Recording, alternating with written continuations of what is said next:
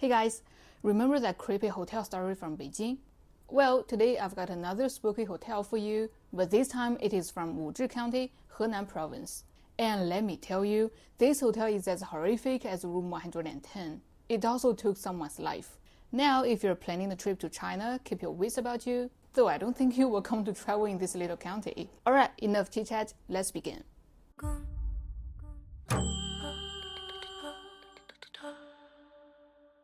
My name is Feng. I graduated college in 2019 and started working at an education and training company in Henan Province. One Saturday in March, the company sent me on a business trip to Wuzhi County in Henan Province.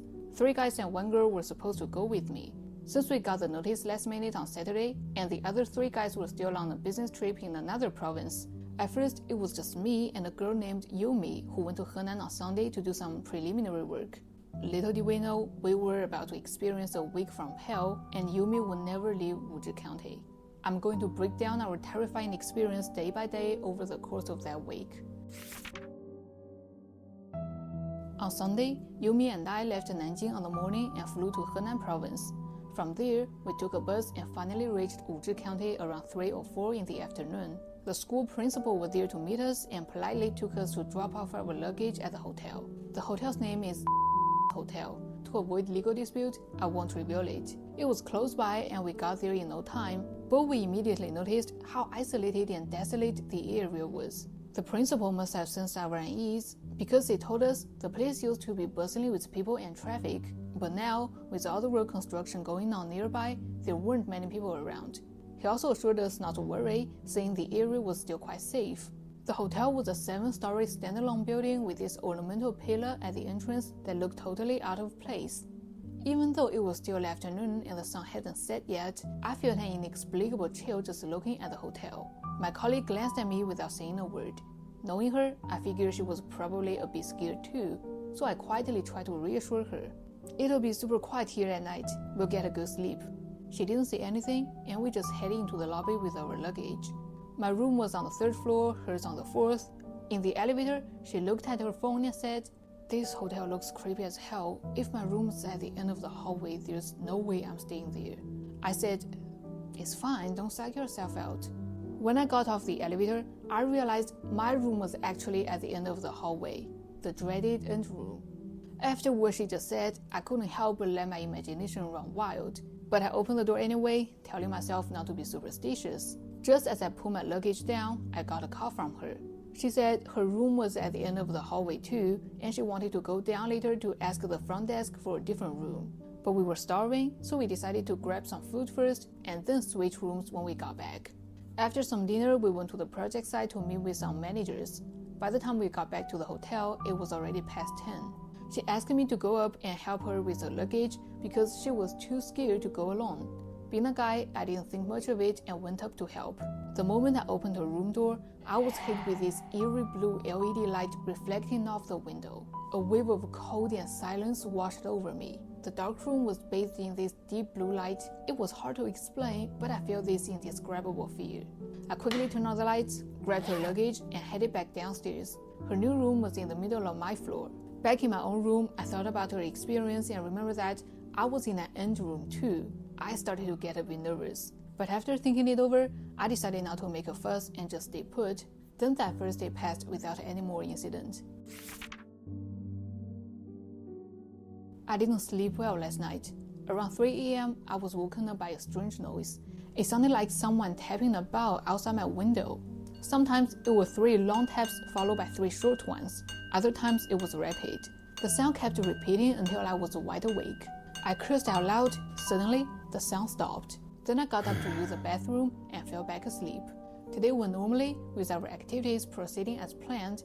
The other 3 colleagues left Hebei Province in the morning and came to meet us after lunch. They checked into the hotel that evening. Their room was on the 5th floor, a triple in the middle of the hallway. After resting for a bit, Mr. Cai, the project lead, called us for a quick meeting. Yumi was the last to arrive. She said she still found this place creepy and that when she went downstairs to buy cigarettes and came back, she realized our rooms were the only ones with lights on in the entire building. After hearing this, Mr. Cai said, "To be honest, I felt uneasy when we first got here too. But if we move now, we'd have to pay for it ourselves, And even if we ignore the money issue, the staff here went out of their way to set up our rooms. It'd be disrespectful to suddenly say we want to change hotels. Let's come up with an excuse tomorrow. For tonight, let's just make do. Everyone agreed, but as the meeting went on, we suddenly heard children laughing and playing in the hallway. It only lasted about 2 seconds. I jumped up from my seat and asked Mr. Tsai to come with me to get my luggage. I wanted to squeeze in with them for the night. There was no way I was sleeping alone anymore. When we got to my room, I said I needed to use the bathroom first, so Mr. Tsai sat down on the sofa. But barely a minute later, he suddenly called out, Feng, are you done? I think we better change the hotel now. Hurry up, let's go. I was confused, but thinking about not having to stay in this creepy place anymore, I felt pretty happy. So I didn't press further and quickly packed my things and left. The new hotel was in the city center, with convenient transportation and lots of people around. It was much better than the previous one in every way. Entering the new hotel, the bright lights immediately lifted the gloom I'd felt for the past 2 days. It was like I stepped into a whole new world. We got 3 adjoining rooms, 2 male colleagues in the leftmost double room, me and Mr. Tsai in the middle room, and Yumi by herself in the rightmost room. After a busy day, we were all exhausted and turned in early. Yumi had a fever. When we got to work in the morning, we noticed she wasn't there. We called her and she said she had a fever and was resting in her room. We didn't think much of it, especially since her main task of the initial coordination was basically done. We told her to take some medicine and rest up. When we got back that night, we brought her some dinner and then went to bed. The day passed in a blur. Yumi was still running a fever. After taking with the boss, I decided to put my work on hold and take her to the hospital. The doctor gave her a shot to bring down the fever, and we headed back. In the afternoon, she said she was feeling much better and had her appetite back.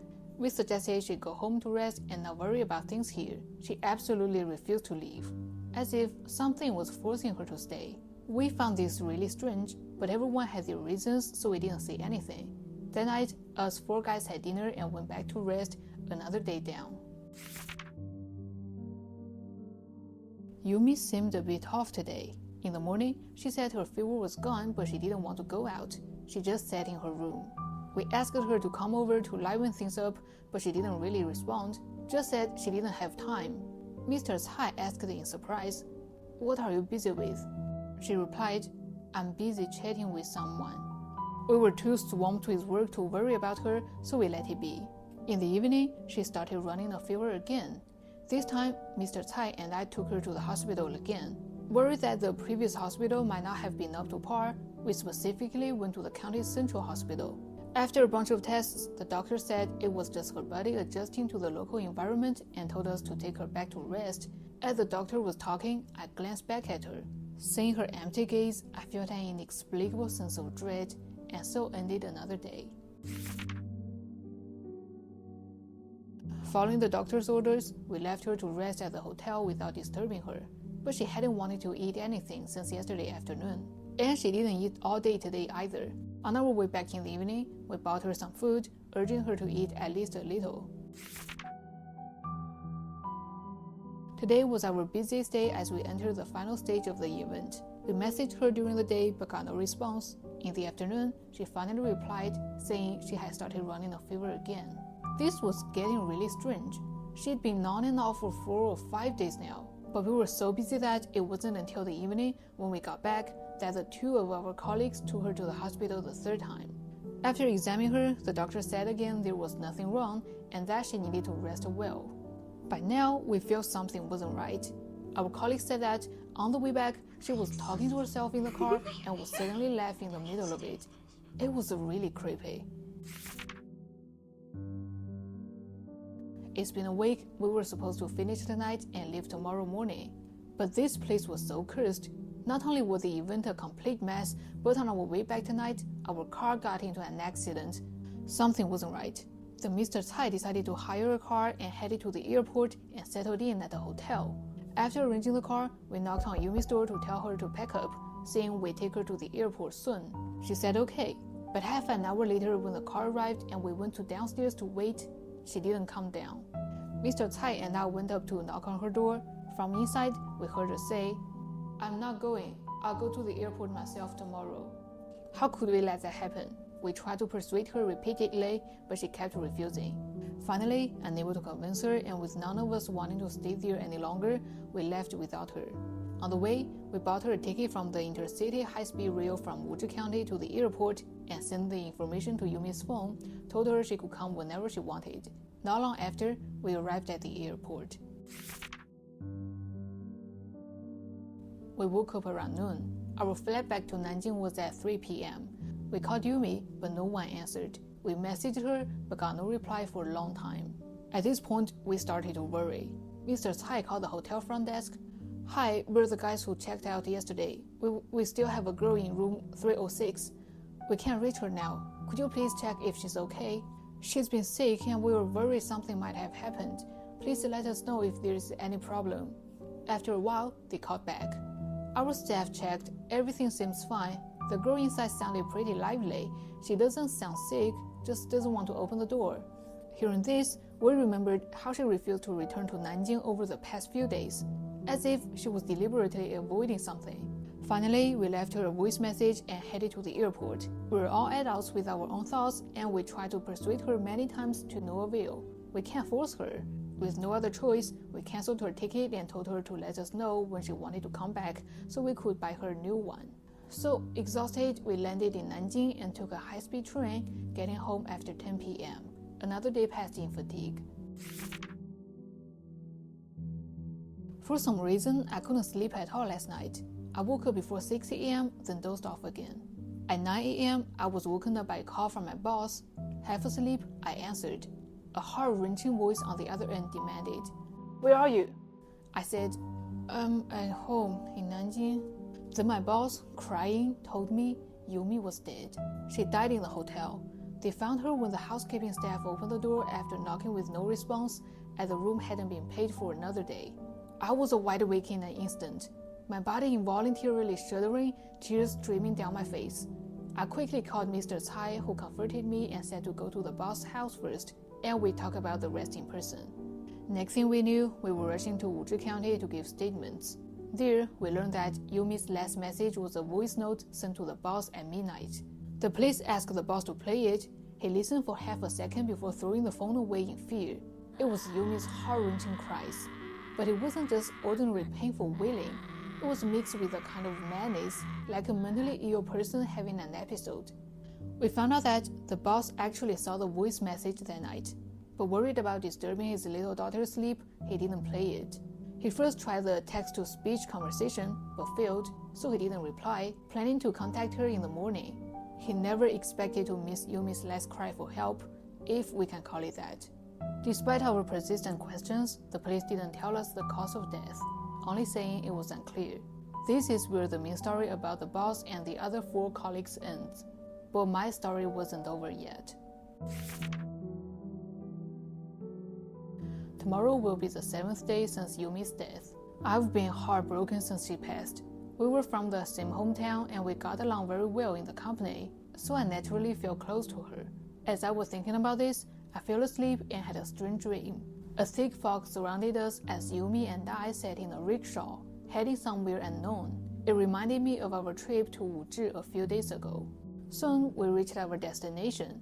I got off and the fog cleared. The sky was yellow, like it was reflecting a forest fire, but it also seemed dark because there was no sun, as if the sky had never had a sun. I couldn't tell if it was day or night. Before me stood an ancient village, though it wasn't really like a traditional village. It was more like an endless city from ancient China, with no tall buildings, just old houses with tiled roofs stretching as far as the eyes could see. Each house was surrounded by a mysterious light with no apparent source, illuminating the entire city clearly. Every corner was visible. Then Yumi led me to enter a hall that looked like an old train station. The walls were white, with the lower meter or so painted green, giving off a strong old hospital corridor vibe. She asked me to wait, saying she'd be right back. I said okay. The whole hall was empty except for us. I watched her go into a room inside and come out after quite a while. She came over, smiling with squinted eyes, and said, "Haha, Feng, I can't leave. Let me send you back. You need to go back." As I was trying to make sense of this, I found myself on a red rickshaw, riding into a thick fog. Then I suddenly woke up. I was drenched in cold sweat. I checked my phone and saw only about 10 minutes had passed. But I feel like I'd been dreaming for at least an hour. Just sitting in that hall would have taken more than just 10 minutes. I turned on the light, thinking of her smiling face. I didn't dare sleep again all night. In the morning, I called my mom. After hearing what happened, she decided to come to stay with me for a few days. Later, I went to see a local psychic. She said Yumi had taken me to Fengdu in my dream. She had originally intended to take me away, but my strong life force and unfinished destiny prevented her from succeeding. Later, I never had that dream again, but I can never forget that village eternally shrouded in darkness. To this day, I can accurately describe the feeling of being able to see everything clearly in the daze, and I'll never forget that girl's stiff, unnatural smile. I saw Mr. Cai again today. He's been away on a business for a while, so we hadn't seen each other in a long time. We were especially glad to meet up and decided to grab a drink after work. After a couple of drinks, I brought up what happened that year. After going over it again, I asked him, "That day when you came with me to my room to get my luggage, why were you suddenly in such a rush to leave?" Mr. Cai hesitated, then said, "Do you really want to know?" I said, "Yes, I really do. What exactly happened? Was it related to what happened later?" He nodded silently and said, "That day while you were in the bathroom, I was sitting on the sofa, right? But when I looked up, I saw a face reflected in the TV screen across from me." "A face? Whose face?" "Yumi's." To prove the story's authenticity, the narrator also shared a court judgment from China Judgments online. I've provided a rough translation for those interested. Feel free to pause the video to read it.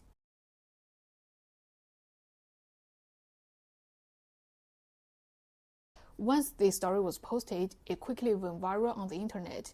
The narrator faced a lot of online harassment. On one hand, some people questioned the story's authenticity, finding many details implausible.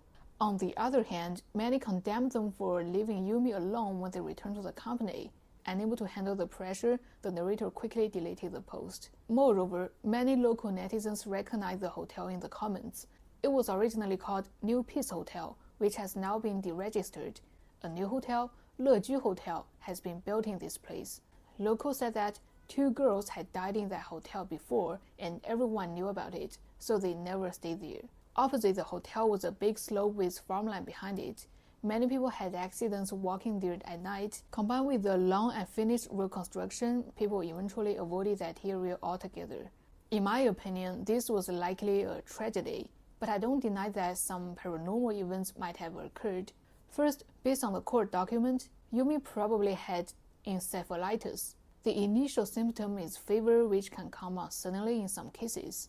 Focal or diffuse encephalitis can also cause hallucinations, personality changes, and loss of speech, all consistent with Yumi's behavior. The horrific scream her boss heard at the end was likely Yumi's final cry for help, when her condition had progressed to a late stage and she could no longer speak. As for Yumi's face appeared on the TV screen, I think it was her soul. As regular viewers of my videos know, many people experience out-of-body sensation just before death, where the soul leaves the body for another world in advance. Perhaps at that moment, Yumi's death was foreshadowed. Alright, that's the story for this episode. If you like it, don't forget to like and subscribe. Feel free to share any suggestions for my videos. Have a great weekend, everyone. Bye-bye.